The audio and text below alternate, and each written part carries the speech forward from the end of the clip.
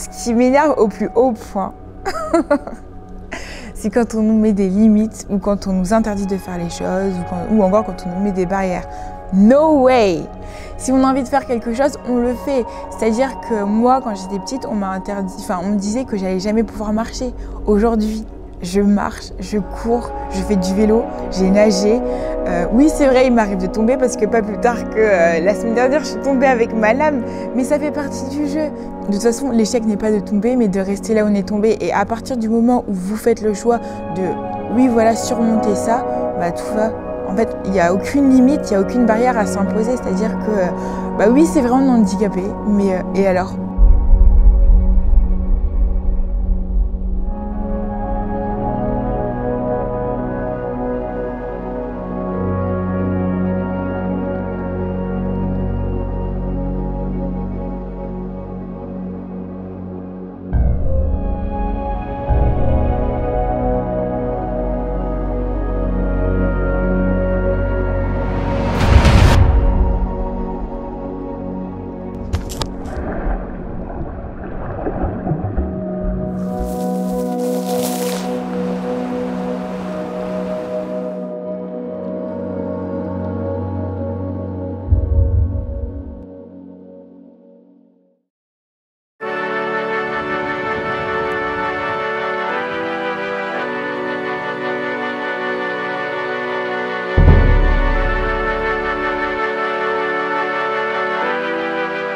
Mon handicap, c'est simple.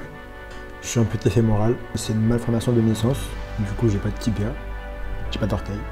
Dans toute ma famille, je suis le seul à être atteint de cet handicap. Dans toute ma famille. Même mes cousins, mes cousines, il n'y a que moi.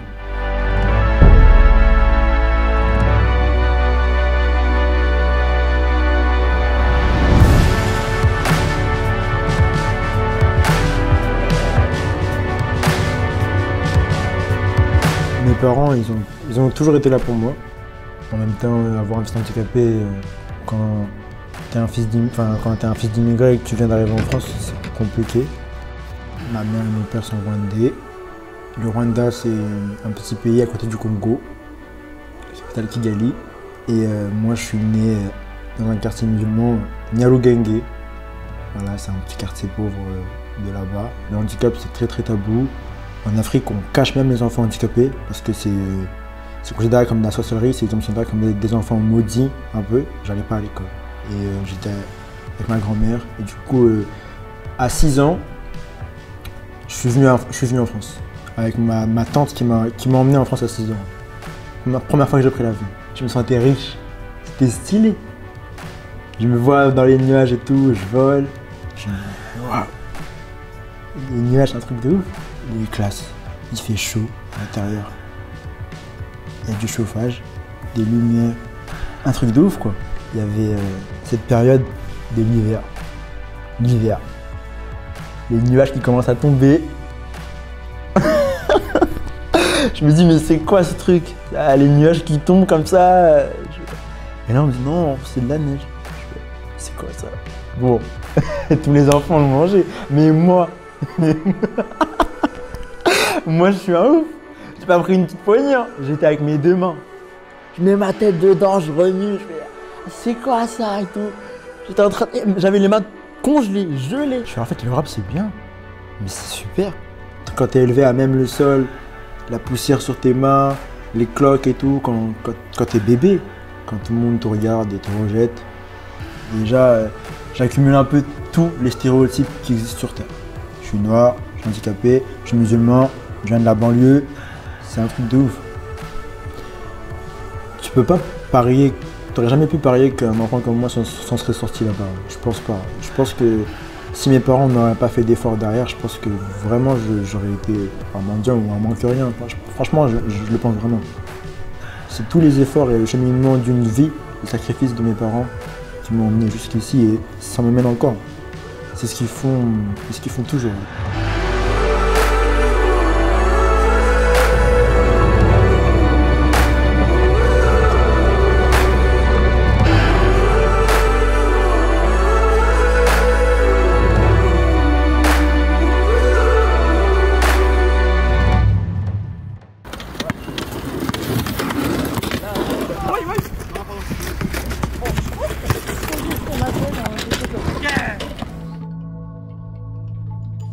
suis née d'une grossesse triple, donc je suis triplée avec mes frères et c'est suite à un manque d'oxygène que du coup ma jambe gauche ne fonctionne pas correctement.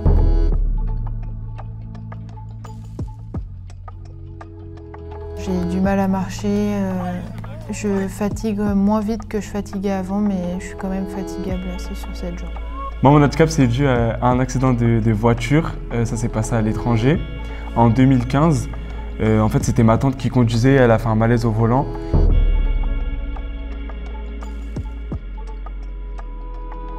Et j'avais pas mis la ceinture, du coup, en fait, on est rentré dans un platane et en fait, mon corps il s'est recroquevillé entre mon siège et le siège de la conductrice, ce qui a provoqué un petit pincement au niveau de la moelle épinière. J'ai plus du tout de connexion entre le cerveau et la moelle épinière.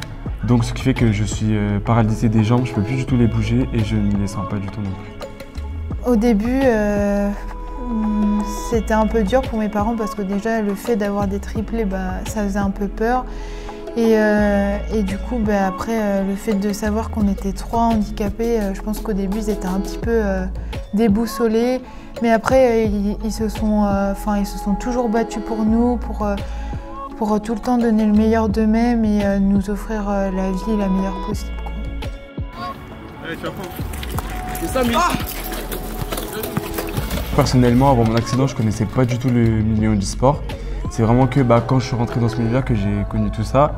Mais après, au niveau, à la télévision et tout, c'est vrai qu'on n'en voit pas beaucoup. Même les Jeux paralympiques, ils passent après les Jeux olympiques. Donc il y a moins de spectateurs qui vont regarder à la télé. Parce que eux, ce qui est important, c'est plus les Jeux olympiques que le reste. Oui, et que même avec une différence, on peut faire du sport et qu'il existe tellement de variantes de sport qu'on peut faire même si on a une différence, quoi. Ouais.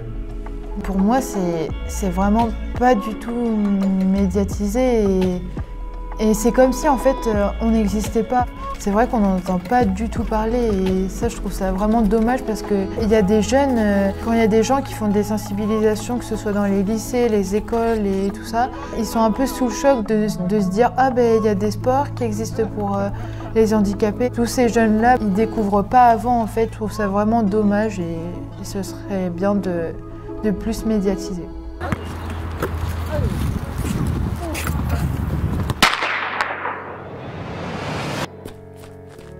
Mon père, moi, il me disait « Alex, si t'es une handicapée, c'est parce que t'étais trop forte. C'est comme les chevaux de la PMU. On est obligé de leur mettre un handicap parce qu'ils sont trop forts. »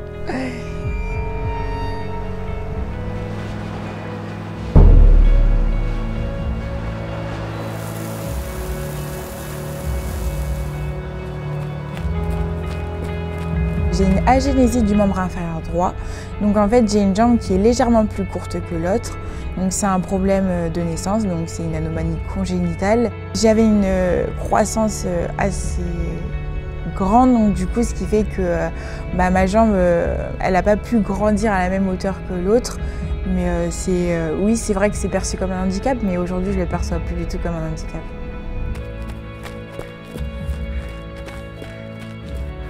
Le jour où j'ai dû tester la lame, ça a été assez particulier parce que j'avais pas forcément confiance en la lame, c'est-à-dire que mon prothésiste me disait d'essayer de marcher avec la lame, etc. Sauf que moi j'étais là en mode oui, tu me demandes de faire confiance à un bout de carbone, donc c'est pas facile.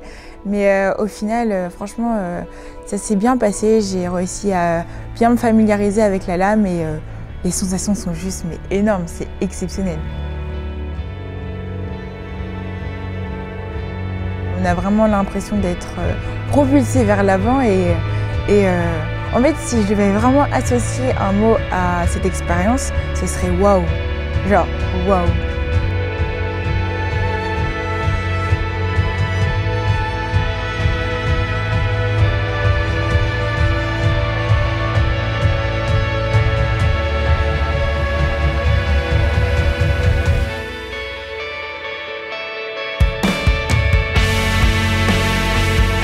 Le sport, c'est vraiment un échappatoire.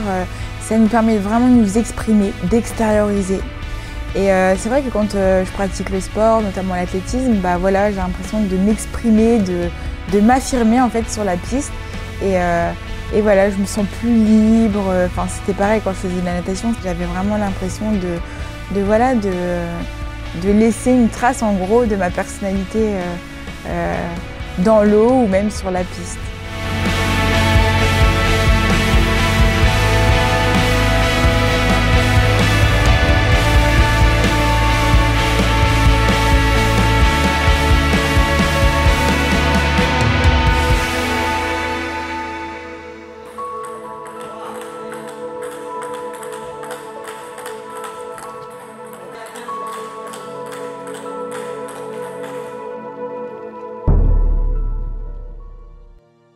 Bien sûr qu'il y a plein de valides qui viennent me voir, ah ouais tu fais du ping-pong et tout, et ils croient me battre bien sûr, mais après quand il y a des tournois de ping-pong dans le camping, bah, c'est souvent moi qui gagne, c'est sûr. Mais c'est toujours dans la bonne ambiance, donc c'est cool.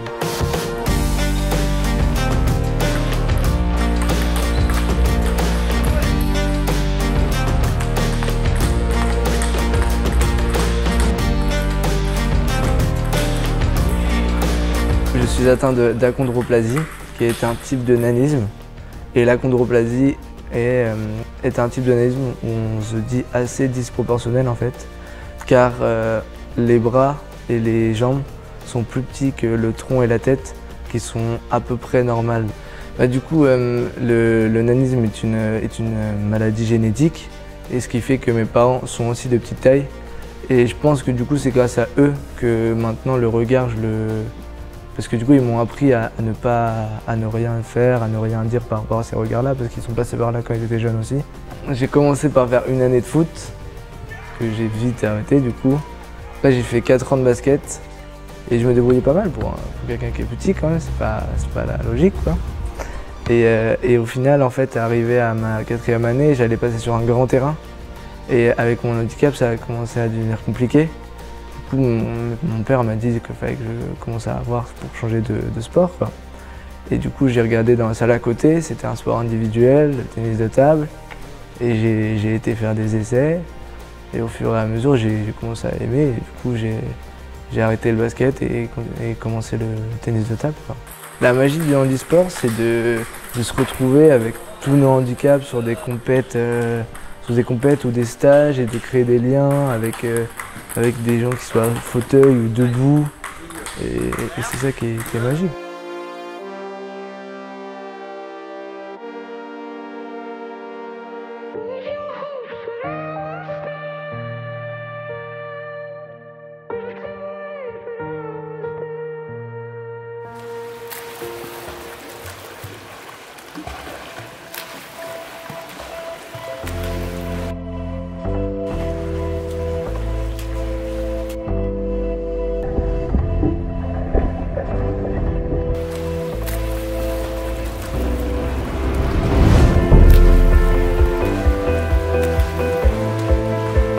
Je me rappelle d'une fois une anecdote. C'était dans un métro et une dame est venue assise à côté de moi et tout. Elle commence à me dire oh, ma pauvre et tout, alors que moi j'étais née avec, donc ça me dérangeait pas plus que ça en fait. Et elle commence à me faire oui, si tu veux, tu peux aller, je crois, à Jérusalem, mettre un petit papier dans le mur.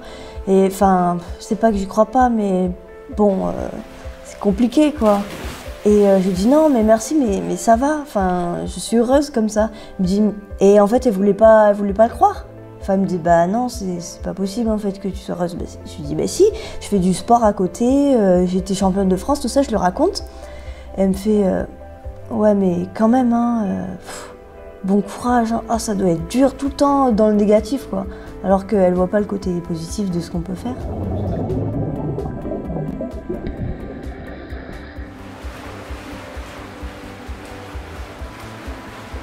Si j'arrêtais du jour au lendemain, bah, j'aurais plus vraiment d'objectifs. Enfin, scolairement, oui, mais j'ai même fixé des objectifs de compétition, tout ça. Et la natation, je pense que c'est un bon sport parce que j'aime la sensation de glisse, en tout cas, que j'ai dans l'eau. Et le progrès chronométrique aussi. Ouais, en plus j'ai plus, j'ai plus ma prothèse, donc je me sens encore plus libre et Je peux aller, disons que je peux nager plus que je peux marcher sur terre, quoi.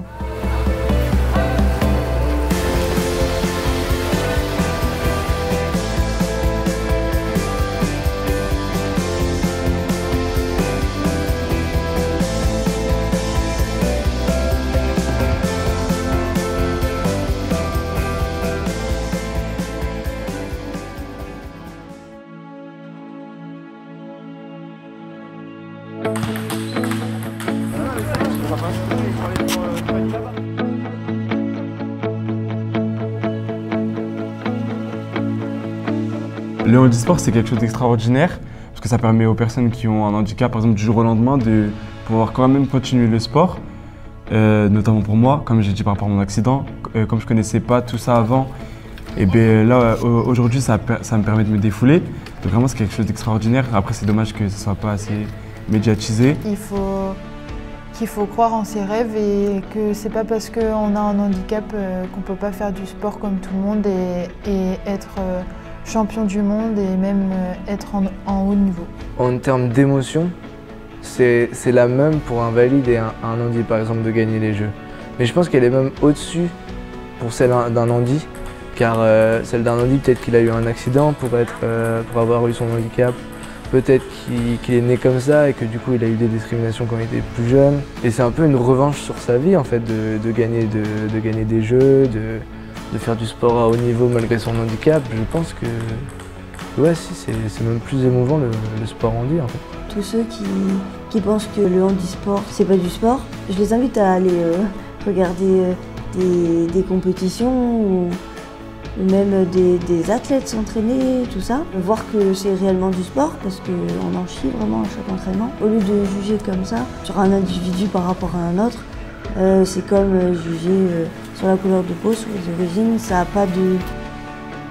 pas de racines concrètes en fait. J'aimerais juste que les gens arrêtent de juger avant d'avoir regardé. Dans sa globalité, je pense que toutes les disciplines handisport ne sont pas beaucoup médiatisées.